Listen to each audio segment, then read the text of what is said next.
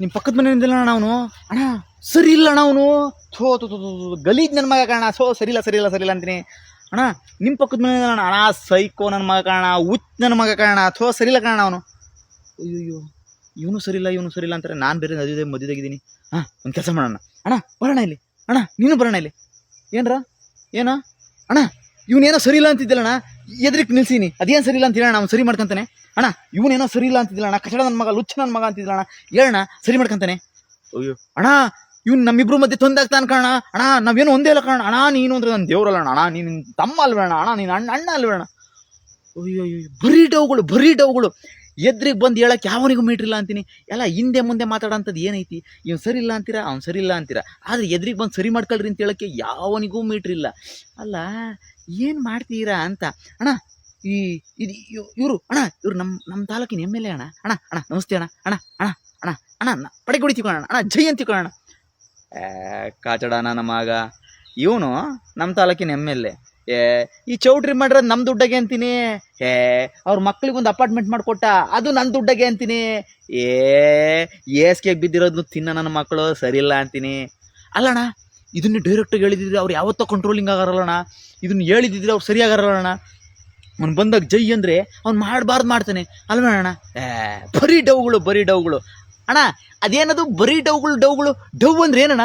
ಓಹೋ ಏನು ಡವ್ ಮಾಡ್ತಿರೋ? ಡವ್ಗಳು ಅಂದ್ರೆ ಏನು ಗೊತ್ತಿಲ್ಲ ನಿಮಗೆ? ಆಸ್ಪತ್ರೆಯಲ್ಲಿ ಅಪ್ಪಾ ಅಂತೇಳಿ ಹೋಗಿ ಶಿಕ್ಷಣಕ್ಕೆ ಆರೋಗ್ಯಕ್ಕೆ ಅಂತ ಲಕ್ಷಾಂತರ ರೂಪಾಯಿ ಪೀಕ್ತಿದ್ರಲ್ಲ, ಓಟಿ ಮಾಡಿ 8 ಅವರ್ ಮೇಲೆ ಇನ್ನೊಂದು 10 ಅವರ್ ಡ್ಯೂಟಿ ಮಾಡಿ, ಅಯ್ಯಯ್ಯೋ ತಲೆಭಾರ, ಅಯ್ಯಯ್ಯೋ ಆ ಟ್ರಾಫಿಕ್ಕು, ಈ ವಾಸನೆ, ಈ ಧೂಳು ಅಂತೇಳಿ ಜೀವನನ ಜೀವಿಸೋದಕ್ಕೆ ಕಷ್ಟಪಡ್ತಿದ್ರಲ್ಲ, ಅವಾಗ ನಿಮಗೆ ಇವೆಲ್ಲ ಗೊತ್ತಾಗ್ಲಿಲ್ಲ ಅಲ್ಲ? ಏನು ಜಾಡ್ರ ಅಲ್ಲ.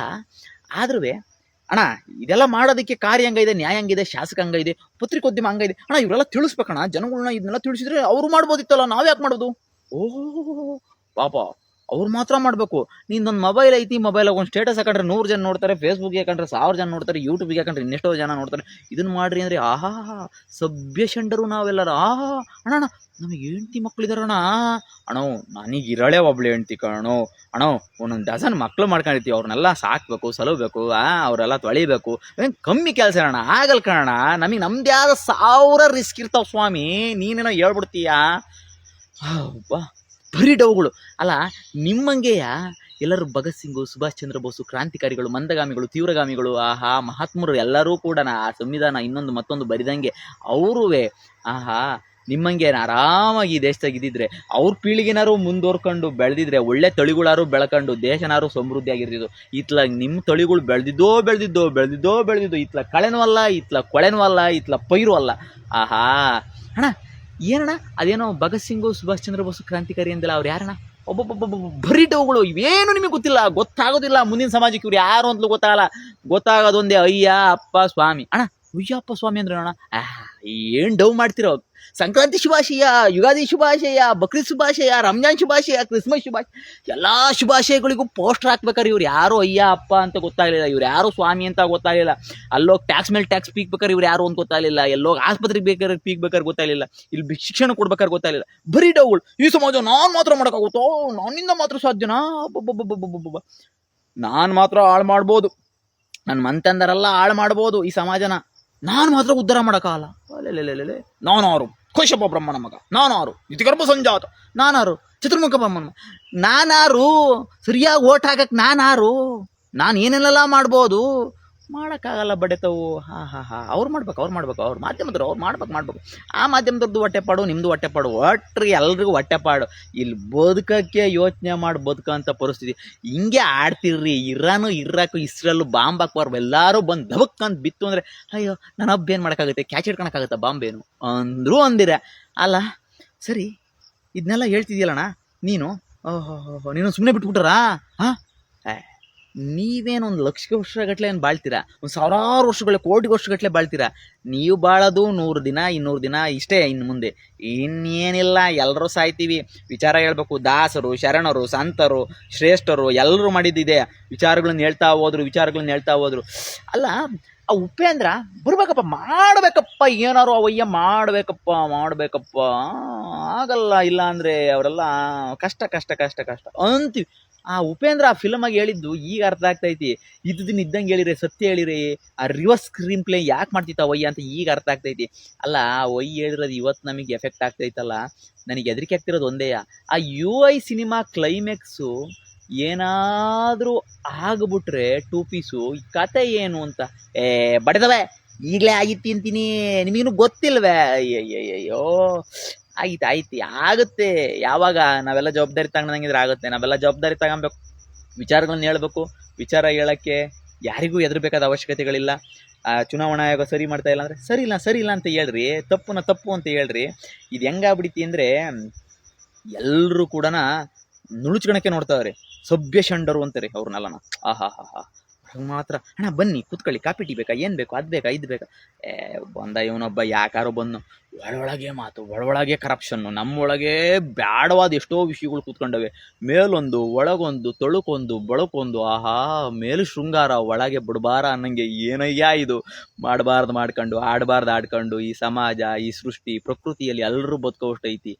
ಈ ಪ್ರಕೃತಿ ಸುಂದರವಾದ, ಈ ಸಮಾಜದ ಪ್ರಜಾಪ್ರಭುತ್ವ ಸುಂದರವಾದ ಪರಿಕಲ್ಪನೆಗಳು, ಇವನ್ನೆಲ್ಲ ಹಾಳು ಮಾಡಿ ಅರೆ ಚಾಚಿ ಅವನ್ ಕಂಡ್ರೆ ಇವನಿಗಾಗಲ್ಲ, ಇವನ್ ಕಂಡ್ರೆ ಅವನಿಗಾಗಲ್ಲ, ಇವನಂತ ಅವನಂತೆ ಹಿಂಗೆ ಅನ್ಕಂತ ಎಷ್ಟು ದಿವಸ ಕೂತ್ಕೊಂತಾರೆ. ಬರೀ ಡೌಗಳು. ಆದ್ರೂ ನನಗೆ ಅರ್ಥ ಆಗ್ತಿಲ್ಲ ಈ ಡೌಗಳು ಅಂದ್ರೇನು. ಇನ್ನೂ ಡೌ ಮಾಡ್ತಿರಲ್ರ. ಇಷ್ಟೆಲ್ಲ ಹೇಳಿದ್ಮೇಲೂ ಕೂಡ ಫೇಸ್ಬುಕ್ಗೆ ಕಮೆಂಟ್ ಮಾಡ್ರಿ, ನೋಡು ಅವ್ನು ಯಾರು ಹಾಕಿದಾನಲ್ಲ, ಓ ಮಂಗ ನನ್ನ ಮಗ, ಓ ಹುಚ್ಚ ನನ್ನ ಮಗ, ಈ ಥರನಾರ ಕಮೆಂಟ್ ಆಗ್ತಾರಲ್ಲ ಅವ್ರು ಕಂಡ್ರೆ ನಿಜವಾದ ಧೈರ್ಯಸ್ಥರು. ಇವ್ರು ಇದಾರೆ ಕೆಲವರು, ಅಯ್ಯೋ ಲೈಕ್ ಹೊತ್ಬಿಟ್ರೆ ನಾನು ಹತ್ತಿರದಲ್ಲಿ ಕಾಣ್ತಿದ್ವಿ, ಅಯ್ಯೋ ಶೇರ್ ಹೊತ್ಬಿಟ್ರೆ ನನ್ನ ಫೇಸ್ಬುಕ್ಕಿಂದ ಹೋಗ್ಬಿಡ್ತೀವಿ, ಅಯ್ಯೋ ನಾನು ಅದು ಮಾಡ್ಬಿಟ್ರೆ ಎಲ್ಲ ಪುಕ್ಲು ತಿಕ್ಲು ನನ್ನ ಮಕ್ಳು ಆಗ್ಬಿಟ್ಟಿದೀವಿ. ಏನು ಹೇಳಕ್ ಹೋಗೋಣ, ಸಾಕಾಗೋಯ್ತು ನನಗೂ ಹೇಳಿ. ಇನ್ಯಾರು ಹೇಳ್ರೆ ಅಂದರೆ ಅಣ್ಣ ಅದು ನಮಗೆಲ್ಲ ಕಷ್ಟ, ನೀವೇನಾರು ಮಾಡ್ರಿ ಸಮಾಜ ನೀವು ಮಾಡ್ರಿ, ನಿಮ್ಮಿಂದ ನಾವಿರ್ತೀವಿ. ಹಿಂಗೆ ಹಿಂದೆ ಇದ್ದು ಮುಂದೆ ಬಿಟ್ಟು ಅವ್ರು ಇವತ್ತು ಕಟ್ಔಟ್ ಹಾಕೊಂಡು ಮೆರಿತವ್ರೆ. ಇದನ್ನೆಲ್ಲ ಬದಲಾಗಬೇಕು ಅಂದರೆ ಪ್ರತಿ ಗ್ರಾಮ ಪಂಚಾಯತಿಗಳಲ್ಲಿ, ಗ್ರಾಮ ಸಭೆ, ವಾರ್ಡ್ ಸಭೆಗಳಲ್ಲಿ ಭೇಟಿಯಾಗಿ ನಿಮ್ಮ ದುಡ್ಡು ಎಷ್ಟೈತಿ, ಏನೈತಿ, ಎತ್ತೈತಿ ಲೆಕ್ಕ ಕೇಳ್ರಿ.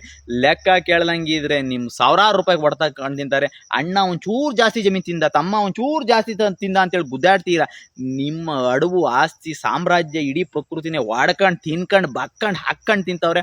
ಅವ್ರು ಯಾರು ಗೊತ್ತಾಗ್ತಿಲ್ಲ.